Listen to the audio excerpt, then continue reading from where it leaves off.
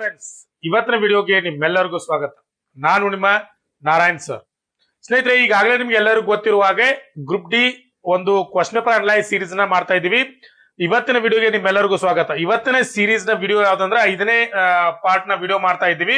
ಈಗಾಗಲೇ 4 ವಿಡಿಯೋಗಳು ಪ್ರಶ್ನೆ ಪತ್ರಿಕೆ ವಿಶ್ಲೇಷಣೆ ಮಾಡಿದ್ದು ನನ್ನ ಚಾನಲ್ ಇದಾವೆ. ನೀವು ಯಾರು ಅವನ್ನೆಲ್ಲ ನೋಡಿಲ್ಲ, ನೀವು ಹೋಗಿ ನೋಡ್ಕೊಂಡ್ ಬರ್ರಿ. ಯಾಕಪ್ಪ ಅಂತಂದ್ರೆ ಈ ಒಂದು ಪ್ರಶ್ನೆ ಪತ್ರಿಕೆ ವಿಶ್ಲೇಷಣೆ ಮಾಡ್ಬೇಕಂತಂದ್ರೆ ಎಲ್ಲರಿಗೂ ಗ್ರೂಪ್ ಡಿ ಯ ಪ್ರಶ್ನೆ ಪತ್ರಿಕೆಗಳು ಲಭ್ಯ ಇರುವುದಿಲ್ಲ, ಎಲ್ಲರಿಗೂ ಗ್ರೂಪ್ ಡಿ ಯ ಪ್ರಶ್ನೆ ಪತ್ರಿಕೆಗಳು ಸಿಕ್ಕಿರುವುದಿಲ್ಲ. ಅಂತ ವಿದ್ಯಾರ್ಥಿಗಳಿಗಾಗಿ ಹೆಂಗಿರ್ತಾವ ಪ್ರಶ್ನೆಗಳು, ಮತ್ತೆ ಈ ಪ್ರಶ್ನೆಗಳು ರಿಪೀಟ್ ಆಗುವಂತ ಚಾನ್ಸಸ್ ಇರ್ತವೆ. ನೀವು ನೀಟಾಗಿ ಇವನ್ನ ಒಂದ್ ಎಲ್ಲಾದ್ರೂ ಕಡೆ ಬರ್ಕೊಂಡಿಟ್ಟಿರೋದಂದ್ರೆ ನಿಮ್ಗೆ ಏನಾಗ್ಬೋದು ಅಂತಂದ್ರೆ ಪ್ರಶ್ನೆ ಪತ್ರಿಕೆ ಎಕ್ಸಾಮ್ ಅನ್ನ ಬರೆಯುವಾಗ ರಿಪೀಟ್ ಆಗುವಂತ ಚಾನ್ಸಸ್ ಇರ್ತೈತಿ. ಇಲ್ಲ ಅಂತಂದ್ರೆ ಇದೇ ಚಾಪ್ಟರ್ ಮೇಲೆ ಅಥವಾ ಇದೇ ರೀತಿಯ ಪ್ರಶ್ನೆಗಳು ಬೀಳ್ತಾವ ಅಂತ ಹೇಳಿ ನೀವು ಅಭ್ಯಾಸವನ್ನ ಮಾಡುವಾಗ ನಿಮ್ಗೊಂದು ಐಡಿಯಾ ಬರ್ತೈತೆ ಅನ್ನೋ ಒಂದು ಉದ್ದೇಶದಿಂದ ಈ ಪ್ರಶ್ನೆ ಪತ್ರಿಕೆ ವಿಶ್ಲೇಷಣೆ ಮಾಡ್ತಾ ಇದೀವಿ.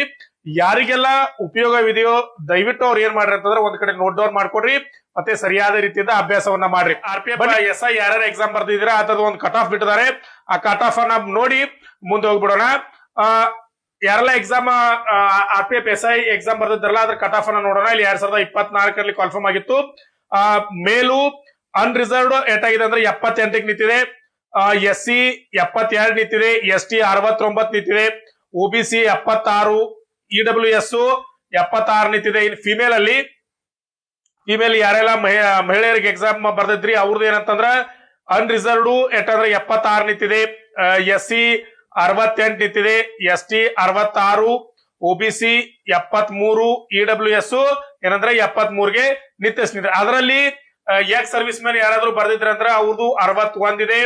ಆಮೇಲೆ SC 63, ST ಇಲ್ಲ, ಯಾರು ಬರ್ದಲ್ಲ ಅನ್ಸುತ್ತೆ. OBC ಅಲ್ಲಿ 61 ಇದೆ, EWS ಅಲ್ಲಿ ಯಾರು ಇಲ್ಲ. ಸ್ನೇಹಿತರು ನೋಡ್ಬೋದು, ಎಕ್ಸ್ ಸರ್ವಿಸ್ ಮೆನ್ ಅವ್ರದೇ 61 ನಿಂತಿದೆ.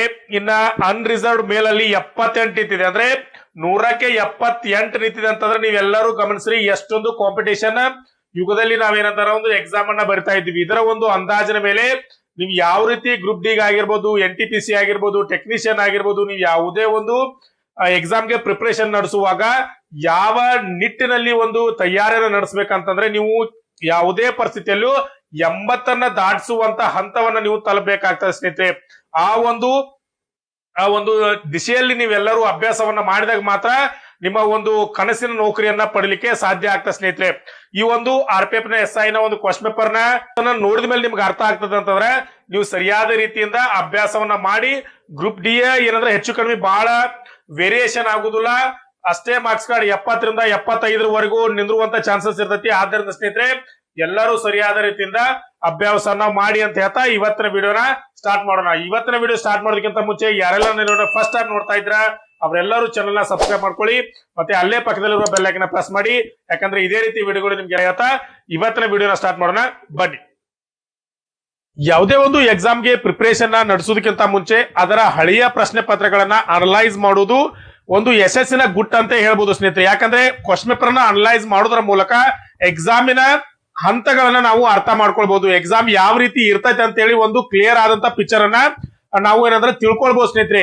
ಈ ಒಂದು ನಿಟ್ಟಿನಲ್ಲಿ ನನ್ನ ಯೂಟ್ಯೂಬ್ ಚಾನೆಲ್ ನ ಸಬ್ಸ್ಕ್ರೈಬರ್ ಆಗಿರುವಂತ ವ್ಯೂವರ್ಸ್ ಆಗಿರುವಂತ ನಿಮ್ಮೆಲ್ಲರಿಗೂ ಒಂದು ಏನಂದ್ರೆ ಕ್ವಶನ್ ಪೇಪರ್ ಬ್ಯಾಂಕ್ ಅನ್ನ ಲಾಂಚ್ ಮಾಡ್ತಾ ಇದ್ದೀನಿ. ಈ ಕ್ವಶನ್ ಪೇಪರ್ ಬ್ಯಾಂಕ್ ಅಲ್ಲಿ ಏನಿರ್ತೈತೆ ಅಂದ್ರೆ ಗ್ರೂಪ್ ಡಿ ಪ್ರೀವಿಯಸ್ ಇಯರ್ ನ ಕ್ವಶನ್ ಪೇಪರ್ ಗಳು ಇರ್ತವೆ. 2005ರಿಂದ ಹಿಡ್ಕೊಂಡು 2022ವರೆಗೆ ನಡೆದಿರುವಂತ 30 ಸೆಟ್ ಕ್ವಶನ್ ಪೇಪರ್ ಗಳನ್ನ ಕೇವಲ 99 ರೂಪಾಯಿಗಳಲ್ಲಿ ನಿಮಗೆ ಕೊಡ್ತಾ ಇದ್ದೀವಿ.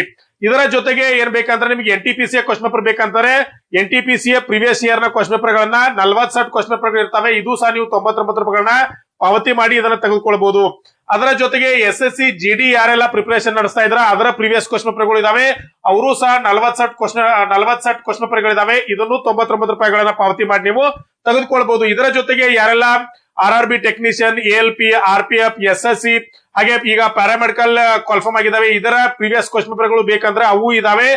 ನೀವು ಕಾಂಟ್ಯಾಕ್ಟ್ ಅನ್ನ ಮಾಡಿ ಅದರ ಕ್ವಶನ್ ಪೇಪರ್ ಗಳನ್ನ ನೀವು ಸಹ ತೆಗೆದುಕೊಳ್ಬಹುದು ಸ್ನೇಹಿತರೆ. ಯಾರೆಲ್ಲ ಈ ಕ್ವಶನ್ ಪೇಪರ್ ಗಳು ಬೇಕಂತೀರಿ ಅವರು ಈ 99 ರೂಪಾಯಿಗಳನ್ನ ಪಾವತಿ ಮಾಡಿ ಈ ಕ್ವಶನ್ ಪೇಪರ್ ಗಳನ್ನ ತೆಗೆದುಕೊಳ್ಬಹುದು.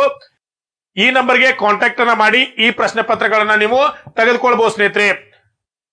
ಅದರ ಜೊತೆಗೆ ಸರ್ ನಿಮ್ ಚಾನೆಲ್ ನ ವತಿಯಿಂದ ಏನಾದ್ರೂ ಸ್ಟಡಿ ಮೆಟೀರಿಯಲ್ ಇದೆಯಾ ಅಂತ ನೀವು ಕೇಳಿದ್ರೆ ಖಂಡಿತ ಸ್ಟಡಿ ಮೆಟೀರಿಯಲ್ ಇದೆ ಸ್ನೇಹಿತರೆ. ಯಾರೆಲ್ಲ ಗ್ರೂಪ್ ಡಿ, ಅಸಿಸ್ಟೆಂಟ್ ಲೋಕೋ ಪೈಲಟ್, NTPC, ಟೆಕ್ನಿಷಿಯನ್, SSC ಹೀಗೆ ಈ ಎಲ್ಲ ಎಕ್ಸಾಮ್ ಗಳಿಗೆ ಪ್ರಿಪರೇಷನ್ ನಡೆಸ್ತಾ ಇದ್ರು. ಆ ಎಲ್ಲ ಸಿಲೆಬಸ್ ನ ಪ್ರಕಾರ ಈ ಒಂದು ಸ್ಟಡಿ ಮೆಟೀರಿಯಲ್ ನಾವು ರೆಡಿ ಮಾಡಿದ್ವಿ ಸ್ನೇಹಿತರೆ. ಇದರಲ್ಲಿ ಏನಿರ್ತದೆ ಅಂದ್ರೆ ಜನರಲ್ ಸೈನ್ಸ್ ಅಲ್ಲಿ ನಿಮ್ಮ ಫಿಸಿಕ್ಸ್, ಕೆಮಿಸ್ಟ್ರಿ, ಬಯಾಲಜಿ ಇದರ ಒಂದು ಡಿಟೇಲ್ ಆದಂತ ಮತ್ತೆ ಅದರ ಜೊತೆಗೆ ಕಡೆಯಲ್ಲಿ ಅದಕ್ಕೆ ಸಂಬಂಧಪಟ್ಟಂತ ಕ್ವಶನ್ ಆನ್ಸರ್ ಗಳು ಇರ್ತವೆ. ಇನ್ನ ಇದರ ಜೊತೆಗೆ ಕರೆಂಟ್ ಅಫೇರ್ಸ್ 2024 ಜನವರಿಯಿಂದ 2025 ಮೇ ಅಂದ್ರೆ ಸರಿಸುಮಾರು 17 ತಿಂಗಳ ಒಳಗೆ ಒಂದು ಕರೆಂಟ್ ಅಫೇರ್ಸ್ ಅನ್ನ ನಿಮಗೆ ಡಿಟೇಲ್ ಆದಂತ ಕರೆಂಟ್ ಅಫೇರ್ಸ್ ನಿಮಗೆ ಕೊಡ್ತೀವಿ ಸ್ನೇಹಿತರೆ. ಇದರ ಜೊತೆಗೆ ಇಂಡಿಯನ್ ಹಿಸ್ಟ್ರಿ, ಆಮೇಲೆ ಇಂಡಿಯನ್ ಕಾನ್ಸ್ಟಿಟ್ಯೂಷನ್, ಭಾರತದ ಸಂವಿಧಾನವನ್ನ ನೋಟ್ಸ್ ಬರ್ತೈತೆ ನಿಮಗೆ. ಅದರ ಜೊತೆಗೆ ಜನರಲ್ ಅವೇರ್ನೆಸ್ 2024ರಿಂದ 2025 ಏನೆಲ್ಲ ಜಿಕೆ ಮೇಲೆ ಕೇಳಬಹುದು ಅಂತ ಹೇಳಿ ಅದರ ಒಂದು ಫುಲ್ ಆದಂತ ಜಿಕೆ ಅನ್ನ ನಿಮ್ಗೆ ಕೊಡ್ತೀವಿ. ಇದರ ಜೊತೆಗೆ ನಿಮಗೆ ಇದಕ್ಕೆ ಸಂಬಂಧಪಟ್ಟಂತ ಹಳೆಯ ಪ್ರಶ್ನೆ ಪತ್ರಗಳು ಇದರ ಜೊತೆ ಉಚಿತವಾಗಿರ್ತವೆ ಸ್ನೇಹಿತರೆ. ಈ ಎಲ್ಲ ಒಂದು ಏನಂದ್ರೆ PDF ನ ರೂಪದಲ್ಲಿ ಇರ್ತದೆ ಸ್ನೇಹಿತರೆ ಈ ಬುಕ್. ಇದೇನಂದ್ರೆ ನಿಮ್ಗೆ ಯಾರಿಗೆಲ್ಲ ಬೇಕು ಅವರು ಈ ನಂಬರ್ಗೆ ಕಾಂಟ್ಯಾಕ್ಟ್ ಅನ್ನ ಮಾಡಿ. ಕೇವಲ ಇದರ ಬೆಲೆ ಎಷ್ಟಿರ್ತಂದ್ರೆ 299 ರೂಪಾಯಿಗಳಿಗೆ ಇರ್ತಾವೆ. ನಿಮ್ಗೆ 299ಗಳನ್ನ ಪಾವತಿ ಮಾಡಿ ಈ ಒಂದು ನೋಟ್ಸ್ ಅನ್ನ ನೀವೆಲ್ಲರೂ ತೆಗೆದುಕೊಳ್ಬಹುದು ಸ್ನೇಹಿತರೆ. ಇವತ್ ನಾವು 2022 ನಡೆದಿರ್ತಕ್ಕಂತ ಒಂದು ಕ್ವಶನ್ ಪೇಪರ್ ಅನಲೈಸ್ ಮಾಡೋಣ. 11/10/2025 ಎರಡನೇ ಶಿಫ್ಟ್ ನಲ್ಲಿ ನಡೆದಿರ್ತಕ್ಕಂಥ ಕ್ವಶನ್ ಪೇಪರ್ ನ ಅನಲೈಸ್ ಮಾಡೋಣ. ಮೊದಲನೇ ಪ್ರಶ್ನೆ ಯಾವ್ದು ಅಂತಂದ್ರ ಫೌಲ್ ಕುಟ್ ಎಂಬುದು ಡ್ಯಾಶ್ ರಾಜ್ಯದಲ್ಲಿ ಆಚರಿಸುವ ಅತ್ಯಂತ ಶ್ರೇಷ್ಠ ಹಬ್ಬವಾಗಿದೆ.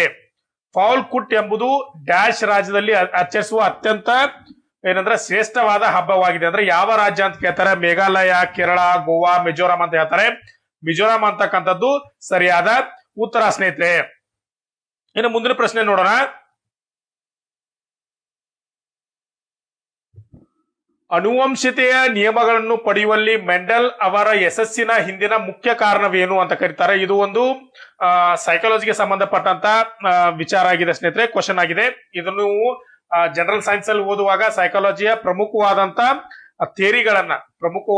ಏನೋ ಒಂದು ನಿಯಮಗಳಿದಾವೆ. ಆ ಅನುವಂಶತೆ ನಿಯಮಗಳನ್ನಾಗಿರ್ಬೋದು, ಬೇರೆ ಬೆಳವಣಿಗೆ ನಿಯಮಗಳಾಗಿರ್ಬೋದು, ಆ ಎಲ್ಲ ನಿಯಮಗಳನ್ನ ನೀವು ಬ್ರೀಫ್ ಆಗಿ ಓದ್ಕೋಬೇಕಾಗ್ತದೆ. ಅವ್ರು ಏನಂದ್ರೆ ಸರಿಯಾದ ಉತ್ತರ, ಅವರ ಮುಖ್ಯ ಯಶಸ್ಸಿನ ಕಾರಣ ಏನಂತಂದ್ರೆ ಅವರು ತಮ್ಮ ಸಂಕರಗಳಲ್ಲಿ ಒಂದು ಸಲಕ್ಕೆ ಒಂದು ಗಣವನ್ನು ಮಾತ್ರ ಅಧ್ಯಯನ ಮಾಡಿದ್ರು ಅಂತಕ್ಕಂಥದ್ದು ಸರಿಯಾದ ಉತ್ತರ ಆಗಿರ್ತತಿ. ಅವರು ಬಟಾಣಿ ಗಿಡಗಳನ್ನ ಆಯ್ಕೆ ಮಾಡಿದರು, ಅವರು ಒಂದೇ ರೀತಿಯ ಪೋಷಕರನ್ನು ಆಯ್ಕೆ ಮಾಡಿದರು, ಅವರು ಪ್ರತಿ ಪೀಳಿಗೆಯಲ್ಲಿ ನಿರ್ದಿಷ್ಟ ಲಕ್ಷಣವನ್ನು ಪ್ರದರ್ಶಿಸುವ ಸಸ್ಯಗಳನ್ನು ಎನಿಸಿದರು ಅಂತಕ್ಕಂಥದ್ದು ಏನಂತಂದ್ರ ಬೇರೆ ಬೇರೆ ಆಪ್ಷನ್ ಆಗಿದಾವೆ. ಅದರ ಸರಿಯಾದ ಉತ್ತರ ಏನಂತಂದ್ರ ಅವರು ತಮ್ಮ ಸಂಕರಗಳಲ್ಲಿ ಒಂದು ಸಲಕ್ಕೆ ಒಂದು ಗುಣವನ್ನು ಮಾತ್ರ ಅಧ್ಯಯನ ಮಾಡಿದ್ರು ಅಂತಕ್ಕಂಥದ್ದು ಸರಿಯಾದ ಉತ್ತರ ಆಗಿದೆ. ಮುಂದಿನ ಪ್ರಶ್ನೆ ನೋಡಿದ್ರೆ ತೀರ್ಥಂಕರು ಮರ್ತ್ಯು ದೇಹವನ್ನು ತೊರೆಯುವುದನ್ನು ಡ್ಯಾಶ್ ಎಂದು ಕರೆಯಲಾಗುತ್ತದೆ. ಅಂದ್ರೆ ಅವರು ದೇಹವನ್ನ ತೀರ್ಥಂಕರು, ಜೈನ ಧರ್ಮದಲ್ಲಿ ಬರ್ತಕ್ಕಂಥ ತೀರ್ಥಂಕರು ತಮ್ಮ ದೇಹವನ್ನ ತ್ಯಾಗ ಮಾಡುವುದು ಅಥವಾ ದೇಹವನ್ನ ತೊರೆಯುವುದನ್ನ ಏನಂತ ಕರೀತಾರ ಅಂತ ಹೇಳ್ತಾರೆ ಅವರು? ನಿರ್ವಾಣ ಅಂತಕ್ಕಂಥದ್ದು ಸರಿಯಾದ ಉತ್ತರ. ತಪ ಕಲ್ಯಾಣ, ಜನ್ಮ ಕಲ್ಯಾಣ, ಸಿದ್ಧಶಿಲಾ ಅಂತಕ್ಕಂಥ ಆಪ್ಷನ್ ಅನ್ನ ಕೊಟ್ಟಿದ್ದಾರೆ. ಅದರ ಸರಿಯಾದ ಉತ್ತರ ನಿರ್ವಾಣ ಅಂತಕ್ಕಂಥದ್ದು ಸರಿಯಾದ ಉತ್ತರ ಆಗಿದೆ ಸ್ನೇಹಿತರೆ. ಮುಂದಿನ ಪ್ರಶ್ನೆ ನೋಡೋಣ. ಜೈವಿಕ ವಿಘಟನೀಯ ವಸ್ತುಗಳನ್ನು ನಾವು ಗಮನಿಸಿದಾಗ ಅವುಗಳಲ್ಲಿ ಕಾಣಬಹುದಾದ ಸಾಮಾನ್ಯ ಗುಣವೆಂದರೆ ಯಾವ್ಯಾವ ಗುಣಗಳಂದ್ರೆ ಸರಿಯಾದ ಉತ್ತರವನ್ನು ಫಸ್ಟ್ ನೋಡೋಣ. ಅವೆಲ್ಲವೂ ಮೂಲತಃ ಸಾವಯವವಾಗಿದೆ. ಇನ್ನ ಆಪ್ಷನ್ ಏನ್ ಕೊಡಿದಾರೆ? ಅವೆಲ್ಲವೂ ಸಸ್ಯ ಉತ್ಪನ್ನಗಳಾಗಿವೆ, ಅವೆಲ್ಲವೂ ನೀರಿನಲ್ಲಿ ಕರಗುತ್ತವೆ, ಅವು ವಿಷಕಾರಿ ಅಲ್ಲ ಅಂತಕ್ಕಂಥ ಆಪ್ಷನ್ ಕೊಡಿದಾರೆ. ಅದರ ಸರಿಯಾದ ಉತ್ತರ ಏನಂತಂದ್ರ ಅವೆಲ್ಲವೂ ಮೂಲತಃ ಸಾವಯವ ಆಗಿದೆ ಅಂತಕ್ಕಂಥದ್ದು ಸರಿಯಾದ ಉತ್ತರ ಆಗಿದೆ ಸ್ನೇಹಿತರೆ. ಮುಂದಿನ ಪ್ರಶ್ನೆ ನೋಡೋಣ. ಈ ಕೆಳಗಿನ ಯಾವ ಬಂದರು ಭಾರತದ ಪೂರ್ವ ಕರಾವಳಿಯಲ್ಲಿ ನೆಲೆಗೊಂಡಿದೆ? ಅಂದ್ರೆ ಈ ಕೆಳಗಿರುವಂತ ಯಾವ ಬಂದರುಗಳಲ್ಲಿ ಪೂರ್ವ ಕರಾವಳಿಯಲ್ಲಿ ಯಾವ ಬಂದರಿದೆ ಅಂತ ಕೇಳ್ತಾರೆ. ಸರಿಯಾದ ಉತ್ತರ ಪರ್ದೀಪ್ ಅಂತಕ್ಕಂಥದ್ದು ಸರಿಯಾದ ಉತ್ತರ. ಆಪ್ಷನ್ ಅಲ್ಲಿ ಕಾಂಡ್ಲಾ ಬಂದರು ಕೊಡಿದ್ದಾರೆ, ಮಜ್ಗಾಂವ್ ಬಂದರು ಕೊಡಿದ್ದಾರೆ, ಜಿಎಲ್ಎನ್ ಶೇವಾ ಬಂದರು ಕೊಡಿದ್ದಾರೆ. ಇವ್ಯಾವುದೂ ಅಲ್ಲ ಸರಿಯಾದ ಉತ್ತರ. ಸರಿಯಾದ ಉತ್ತರ ಯಾವ್ದಂತಂದ್ರ ಪರ್ದೀಪ್ ಅಂತಕ್ಕಂಥದ್ದು ಸರಿಯಾದ ಉತ್ತರ ಆಗಿದೆ ಸ್ನೇಹಿತರೆ. ಮುಂದಿನ ಪ್ರಶ್ನೆ ನೋಡೋಣ. ಈ ಕೆಳಗಿನ ಯಾವುದು ಭಾರತದ ಮೊದಲ ಅಂಗವಿಕಲರಿಗಾಗಿ ಮಾಡಿದ ಕೃತಕ ಬುದ್ಧಿಮತ್ತೆ AI ಆಧಾರಿತ ಉದ್ಯೋಗದ ವೇದಿಕೆಯಾಗಿದೆ ಅಂತ ಕೇಳ್ತಾರೆ. ಸರಿಯಾದ ಉತ್ತರ ಸ್ವರಾಜ್ ಎಬಿಲಿಟಿ ಅಂತಕ್ಕಂಥದ್ದು ಸರಿಯಾದ ಉತ್ತರ. ಆಪ್ಷನ್ ಅಲ್ಲಿ Jeevan ability, Bharat ability, Ujala ability ಅಂತ ಕೊಡಿದ್ದಾರೆ. ಅದರ ಸರಿಯಾದ ಉತ್ತರ ಸ್ವರಾಜ್ ಎಬಿಲಿಟಿ ಅಂತಕ್ಕಂಥದ್ದು ಸರಿಯಾದ ಉತ್ತರ ಆಗಿದೆ ಸ್ನೇಹಿತರೆ. ಇನ್ನು ಮುಂದಿನ ಪ್ರಶ್ನೆ ನಾವು ನೋಡೋದಾತಂದ್ರೆ 2021ರಲ್ಲಿ ಈ ಕೆಳಗಿನವರಲ್ಲಿ ಯಾರು ವಿಶ್ವಸಂಸ್ಥೆಯ ಮಾನವ ಹಕ್ಕುಗಳ ಮಂಡಳಿಯ ಸಲಹಾ ಸಮಿತಿಯ ಮೊದಲ ಭಾರತೀಯ ಅಧ್ಯಕ್ಷರಾಗಿದ್ದರು ಅಂತಕ್ಕಂಥದ್ದು ಯಾವ್ದಂತ ಪ್ರಶ್ನೆ ಕೇಳ್ತಾರೆ. ಇದರಲ್ಲಿ ಸರಿಯಾದ ಉತ್ತರ ಯಾವ್ದಂತಂದ್ರ ಅಜಯ್ ಮಲ್ಹೋತ್ರಾ ಅಂತಕ್ಕಂಥದ್ದು ಸರಿಯಾದ ಉತ್ತರ. ಆಪ್ಷನ್ ಅಲ್ಲಿ ನಿರುಪಮಾ ರಾವ್ ಕೊಡ್ತಾರೆ, ಸೈಯದ್ ಅಕ್ಬರುದ್ದೀನ್ ಕೊಡ್ತಾರೆ, ಬರ್ಕತ್ ಅಹಮದ್ ಕೊಡ್ತಾರೆ. ಅದರ ಸರಿಯಾದ ಉತ್ತರ ಅಜಯ್ ಮಲ್ಹೋತ್ರಾ ಅಂತಕ್ಕಂಥದ್ದು ಸರಿಯಾದ ಉತ್ತರ ಆಗಿದೆ ಸ್ನೇಹಿತರೆ.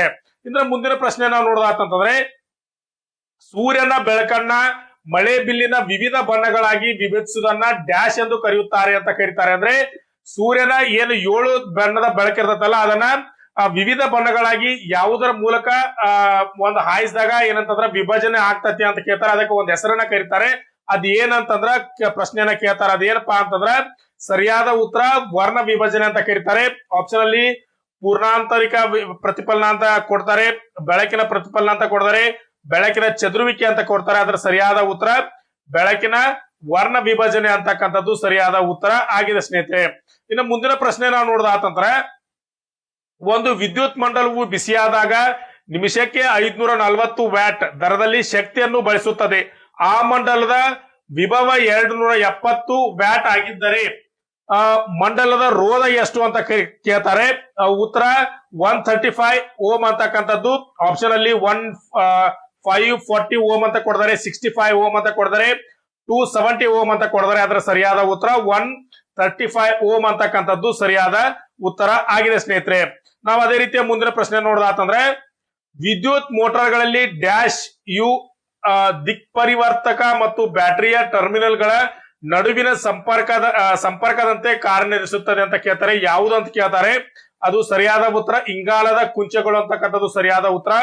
ಆಪ್ಷನ್ ಅಲ್ಲಿ ಕಾಂತೀಯ ಧ್ರುವಗಳು, ಒಡಕು ಉಂಗುರಗಳು, ಫ್ಲಗ್ ಕೀ ಅಂತ ಕೊಡ್ತಾರೆ. ಅದರ ಸರಿಯಾದ ಉತ್ತರ ಇಂಗಾಲದ ಕುಂಚಗಳು ಏನ್ ಮಾಡ್ತಂದ್ರ ವಿದ್ಯುತ್ ಮೋಟರ್ದಲ್ಲಿ ಏನಂದ್ರ ಇಂಗಾಲದ ಕುಂಚಗಳು ದಿಕ್ ಪರಿವರ್ತಕ ಮತ್ತು ಬ್ಯಾಟರಿಯ ಟರ್ಮಿನಲ್ಗಳ ನಡುವಿನ ಸಂಪರ್ಕದಂತೆ ಏನ್ ಮಾಡಿದ್ರೆ ಕಾರ್ಯವನ್ನ ನಿರ್ವಹಿಸ್ತಾವು ಅಂತಕ್ಕಂಥದ್ದು ಸರಿಯಾದ ಉತ್ತರ ಆಗಿದೆ ಸ್ನೇಹಿತರೆ. ಇನ್ನು ಅಯಾನಿಕ್ ಸಂಯುಕ್ತಗಳ ಕರಗುವಿಕೆ ಮತ್ತು ಕುದಿಯುವ ಬಿಂದುಗಳು ತುಂಬಾ ಹೆಚ್ಚು, ಏಕೆಂದರೆ ಸರಿಯಾದ ಉತ್ತರ ಪ್ರಬಲವಾದ ಅಂತರ್ಯಾನಿಕ ಆಕರ್ಷಣೆಯನ್ನ ಮುರಿಯಲು ದೊಡ್ಡ ಪ್ರಮಾಣದ ಶಕ್ತಿಯ ಅಗತ್ಯವಿದೆ. ಅವು ಯಾಕ ಅಯಾನಿಕ ಸಂಯುಕ್ತಗಳ ಕರಗುವ ಮತ್ತು ಕುದಿಯುವ ಬಿಂದುಗಳು ಜಾಸ್ತಿ ಹೆಚ್ಚಿರ್ತಾವ ಅಂತಂದ್ರ ಪ್ರಬಲವಾದ ಯಾನಿಕ ಆಕರ್ಷಣೆಯನ್ನು ಮುರಿಯಲು ದೊಡ್ಡ ಪ್ರಮಾಣದ ಶಕ್ತಿಯ ಅಗತ್ಯವಿರ್ತಕ್ಕಂಥದ್ದು ಸರಿಯಾದ ಉತ್ತರ ಆಗಿದೆ ಸ್ನೇಹಿತರೆ. ಇದಾಗಿತ್ತು ಇವತ್ತಿನ ಪ್ರಶ್ನೆ ಪತ್ರಿಕೆ ವಿಶ್ಲೇಷಣೆ. ಇಷ್ಟೆಲ್ಲಾ ಪ್ರಶ್ನೆಗಳನ್ನ ನೀವು ನೋಡಿದ್ರಿ. ಈ ಎಲ್ಲಾ ಪ್ರಶ್ನೆಗಳನ್ನ ನೀವು ಒಂದ್ ಕಡೆ ನೋಟ್ ಡೌನ್ ಮಾಡಿಟ್ಕೊಳ್ಳಿ. ಮತ್ತೆ ಮುಂದಿನ ಸೀರೀಸ್ ನಲ್ಲಿ ಮತ್ತಷ್ಟು ಪ್ರಶ್ನೆಗಳೊಂದಿಗೆ ನಿಮ್ಮನ್ನ ಭೇಟಿ ಆಗ್ತೀನಿ. ಈ ವಿಡಿಯೋ ನಿಮ್ಗೆ ಇಷ್ಟ ಆಗಿತ್ತಂದ್ರೆ ಚಾನೆಲ್ ನ ಸಬ್ಸ್ಕ್ರೈಬ್ ಮಾಡ್ಕೊಳ್ಳಿ, ಮತ್ತೆ ಅಲ್ಲೇ ಪಕ್ಕದಲ್ಲಿರೋ ಬೆಲ್ ಐಕಾನ್ ಅನ್ನ ಪ್ರೆಸ್ ಮಾಡಿ, ಲೈಕ್ ಮಾಡಿ, ನಿಮ್ಮೆಲ್ಲಾ ಫ್ರೆಂಡ್ಸ್ಗೂ ಶೇರ್ ಮಾಡಿ ಅಂತ ಹೇಳ್ತಾ ಇವತ್ತಿನ ವಿಡಿಯೋನ ಇಲ್ಲೇ ಮುಗಿಸೋಣ ಸ್ನೇಹಿತರೆ. ನಮಸ್ಕಾರ.